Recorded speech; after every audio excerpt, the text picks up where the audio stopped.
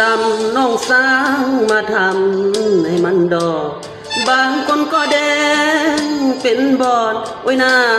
สะอ่อนเมื่อยามเลี้ยวเห็นเบิ่งเป็นคนลาวแก้มขา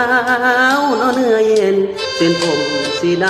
ำบ่เคยเห็นนึกว่าเป็นคนต่างแดนผมดำน้องย้อมสีทองแบบเมืองนอกเบิ่งแล้วว่างามอยู่ดอกแต่มันออกตำลาบ้านเฮายามน้องเว้าจาก็เป็นภาษาแบบลาวน้องเอ่ยอย่าลงมัวเมาเหมือนเจ้าสาวอายหนุ่มผมทอง